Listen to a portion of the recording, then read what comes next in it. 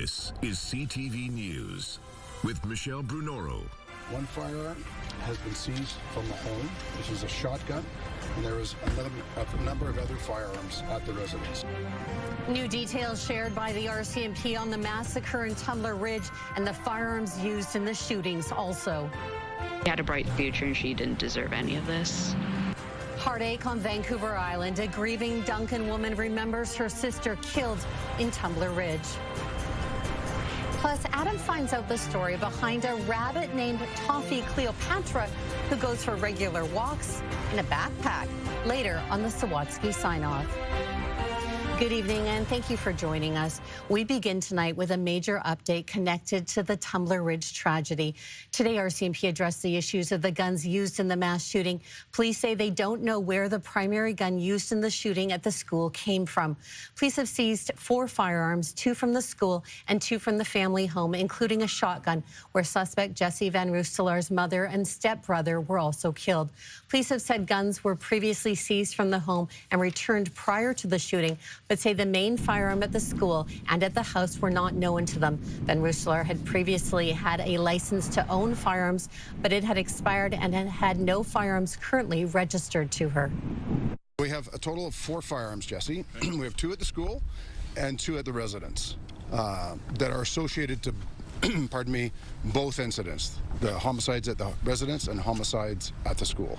Of the firearms at the school, the main firearm, believed to be the one that caused the most significant damage, is origins unknown. It's never been in previous RCMP controlled, never been seized by us. We're trying to determine how our suspect got that firearm. Police releasing an official picture of the shooter, Jesse Van Roostelar, during a news conference today. Investigators are combing through the 18-year-old's online activity and digital footprint as part of their investigation.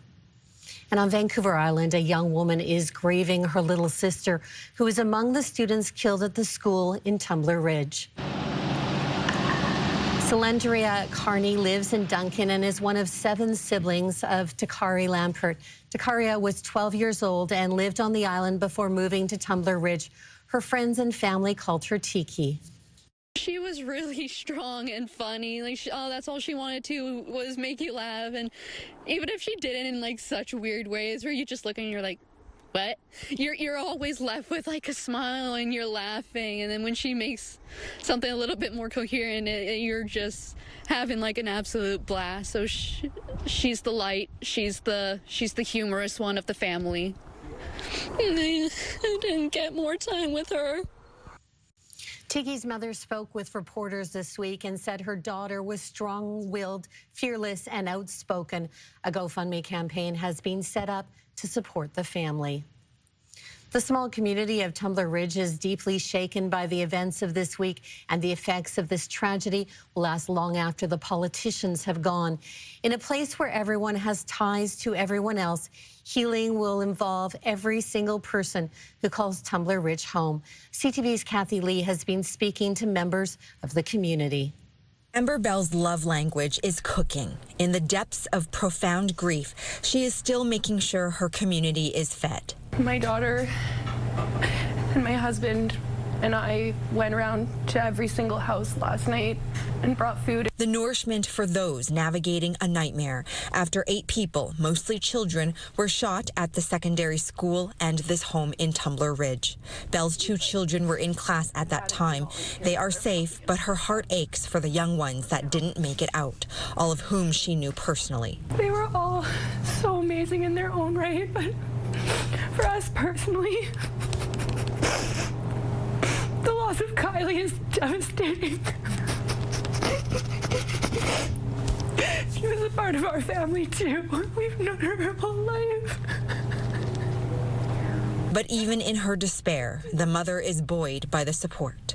I feel the support. I can feel the love of the country, community. In a community where everyone knows each other by name, the love is felt at every corner. I've only been here 5 years, and I haven't lost that, but you know what? They're my kids too. They're my kids too. This town has been through other difficult times, like a wildfire in the past, and they say they were resilient and overcame that, and will do the same this time by leaning on one another, as they always do. Kathy Lee, CTV News, Tumbler Ridge, BC. Well, the world's eyes turn to Olympic hockey in Italy. A new squad of skaters is taking to the ice in Victoria. The region's first blind hockey team, launched in October, is hoping to grow the sport so more people can discover a love for the game. CTV's Brendan Strain takes us to the rink now. Jessica Twamala lost her sight at the age of 3. To a condition called retinoblastoma, which is cancer of the retinas. She's never let that hold her back, competing in 4 Paralympic Games in 2 separate sports. And then I took a really long break, but didn't retire well. Becoming antsy, Jessica was looking for a new sport when she heard about a team that launched in October. I probably haven't skated in like 30 years, maybe. Jessica, being completely blind, now plays between the pipes for the Victoria Canucks blind hockey team. It's almost immediately recognizable as the same game that we all know and love, Canada's winter sport, the fastest team sport in the world, and it's played by athletes with 10% vision or less. The puck itself makes noise. The game has been adapted slightly. The pucks are larger, made out of metal, and filled with noisy ball bearings, which allows Jessica to hear where the puck is on the ice. It's a steep learning curve. There's also one major rule change that you won't find in traditional hockey. Once the attacking team crosses the offensive blue line, they must make one pass before they're eligible to score, allowing low vision defenders and goaltenders who are completely blind to track the puck. The Victoria Canucks play in the Canadian Blind Hockey League. There's now 20 programs coast to coast, and we've expanded it to all ages. The league has been fortunate, receiving the support of the Vancouver Canucks and the Canucks for Kids Fund, making the addition of Victoria's team possible. They have actually given us the rights to their iconic flying skate logo. They added the words blind hockey underneath and allowed us to rebrand both our Victoria and Vancouver programs as Canucks Blind Hockey. There are currently 15 people on the Victoria team, although organizers want to grow the program so that more people like Jessica can get on the ice and discover a new passion for Canada's sport. We've got, someone who's 6 years old up to someone who's pretty sure they're over 60. So it really is for everyone, and they try to make it so that we can all thrive in that environment, and we have a lot of fun. Brendan Strain, CTV News, Victoria. Saanich is adopting a new bylaw with the goal of ensuring people are supported if they get evicted due to redevelopment. Council approved the new tenant protection bylaw earlier this week. Saanich says it's expanding the range of projects where developers must give tenants a hand should they be reno-evicted. Support can include financial compensation and assistance in finding a new place to live. For eligible projects, the bylaw also requires developers to include tenant assistance plans in their permit applications. The district says it can withhold permits or impose fines if the bylaw isn't followed. Well, an ice cream shop in Oak Bay is teaming up with some tiny, talented chefs to make a new flavor in support of kids with cancer. 49 Below created this special edition flavor with the Island Kids Cancer Association. It's called Fairy Berry Sherbet, and it was made with the help of local families affected by the disease. $2 from every pint goes to the Island Kids Cancer Association, which provides financial assistance, mental health support, food programs, and community programming across Vancouver Island and the Gulf Islands. We have a fairly small kitchen in the back, so it was pretty cramped quarters, but everybody got a turn to take the ice cream out of the machine, sample it. They all did an awesome job labeling the pints and filling them. So we might have some new staff coming our way in the next couple of years. The pints go on sale this Sunday, which is International Childhood Cancer Awareness Day. A new winter festival is taking over downtown this Family Day long weekend.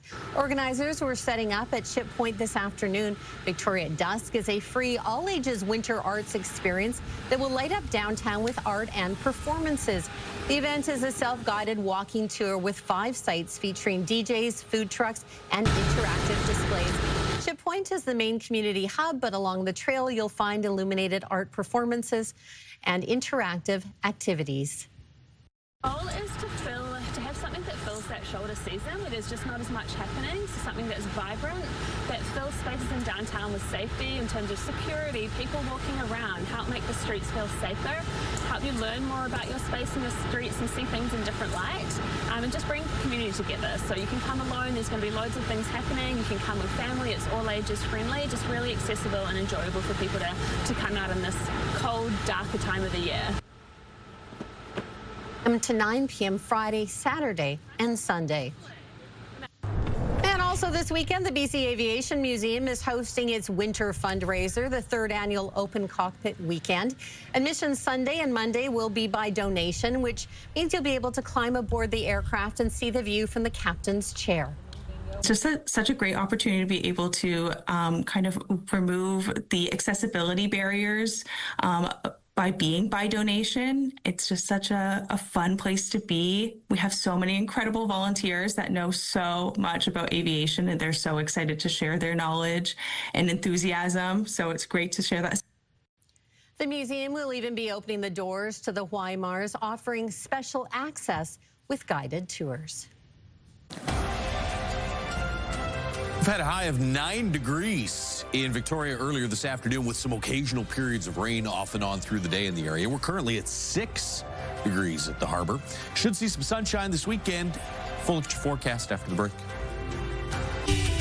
CTV weather brought to you by Expedia Cruises. Explore the endless possibilities at one of our 36 BC locations. Learn more at expediacruises.ca. What makes West Shore Parks and Recreation a perfect place to play? It's our staff, working behind the scenes to keep the pool safe, kids engaged, and programs thriving.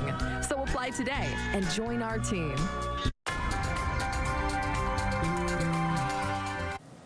And Josh joins us now with a look at weather. Family Day long weekend. How's it going to be out there this weekend?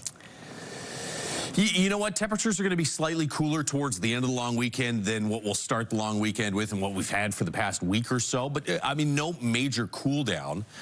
That said, there's some sunshine in the forecast for Victoria, but other parts of the island might see a little bit of rain-snow mix or even some accumulating snow before the weekend is done. 7 degrees in Victoria, 5 in Port Hardy. You can see the rain that's been making its way through southern parts of the island. So off and on through Victoria, we've had some periods of rain this morning, then a break, then a little bit more here late this afternoon. We'll likely see that push out through the evening hours, and then overnight tonight, this is 2 a.m. Saturday, there's some more rain, potentially from Victoria up towards Nanaimo. Comox may even see a little bit of early morning shower activity, and then in the north, you get some scattered showers and potentially a little bit of wet snow mixed in, especially, I think, through higher elevations later in the afternoon tomorrow. So Comox is probably just rain in town, but you might see in those higher elevations a little bit of accumulating snow there late in the day tomorrow. Sunday, there's your sunshine for areas from Victoria all the way up through Nanaimo. In fact, even out along the west coast, looks like a fair amount of sunshine for most areas on Sunday. Overnight tonight, tomorrow morning, chance of showers in the north, 7 degrees with some clearing tomorrow afternoon, and then cloudy for Sunday, Monday, highs of about 5 degrees. Best chance for showers or periods of steadier rain would be Sunday night into the first half of the day, Monday. Those highs of 5 as we close the long weekend are about 3 degrees below average, 8 degrees the average daytime high. 7 for inland areas. Again, you have that chance of a shower in the morning and then cloudy with a few sunny breaks in the afternoon. We'll get to 6 degrees with a bit more sunshine on Sunday, and then a rain-snow mix potentially. More like snow at higher elevations, lower elevations, more like either wet snow or just showers for Family Day Monday. 7s and 6s. Saturday, Sunday, Monday out on the west coast. Get some sunshine tomorrow. Sunny with a few clouds again on Sunday. Best chance for rain this weekend will be Monday. Comox, chance of a late day shower, as we pointed out earlier. That could be a little further inland and up at higher elevations, some wet snow. 7 on Saturday, cooling to a high of 5 by Monday with mostly cloudy skies. And again, late in the day, a chance of a little rain-snow mix. Some early morning showers, but for most of the day, sunshine in Nanaimo. High of 7. 6 on Sunday with mainly sunny to partly cloudy skies. And then late Monday into Tuesday, you might see some more showers. And in Victoria, 4 degrees tomorrow morning. We'll get some rain tapering off this evening and then picking back up to overnight through the morning. You might still see a few scattered showers, but clearing in the afternoon. High of about 8 degrees tomorrow, 7 in sunshine on Sunday, and dry in Victoria, it looks like, for Monday, Tuesday, Wednesday, with temperatures in the 6 or 7 degree range. CTV Weather is brought to you by Expedia Cruises for air, land, and sea vacations. So depending on where you are in the island, a wide variety of weather conditions this weekend, but most areas fairly mild. All right, certainly sounds like that. Thank you. Well, Parks Canada is expanding a dog ban in the Long Beach unit of Tofino after 2 wolves attacked a dog on Thursday. The dog was not injured in the attack, but it has prompted an extension of a ban put in place earlier this week in Wickanash Beach. The beach community. The ban now extends from Willowbrow Trail to Greenpoint Rocks until further notice. Over the past year, Parks Canada recorded an increase in the local wolf population, which has led to an increase in interactions between wolves, dogs, and humans. The Canadian men's hockey team is back on the ice after an opening round win against Czechia. Today they face Switzerland, beating them 5-1. Here's CTV's Scott Hurst with a look at how the rest of Team Canada fared nearing the end of Week 1. Courtney Saroux proudly displays both her medals from Milano Cortina. I feel so grateful. It feels unbelievable. The 25-year-old from Moncton, New Brunswick, is Canada's first double medalist at these Olympic Games.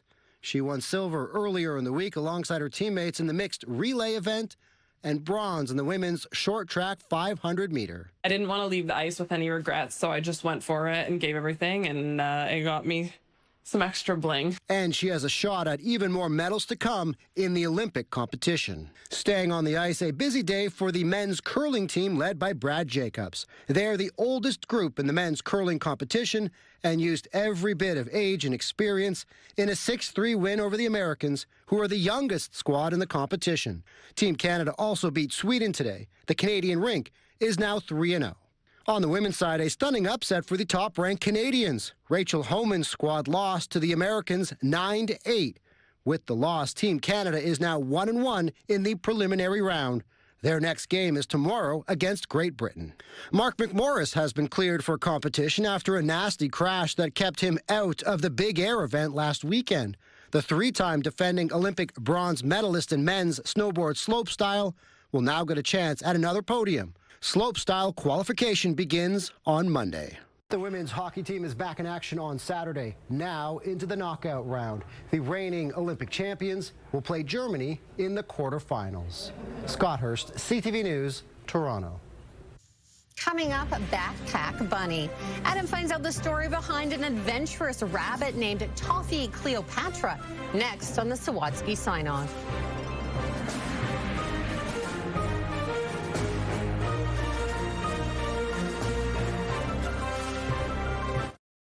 When you see it happen, send it to CTV News. Text 10400 from your screen to ours. Text 10400.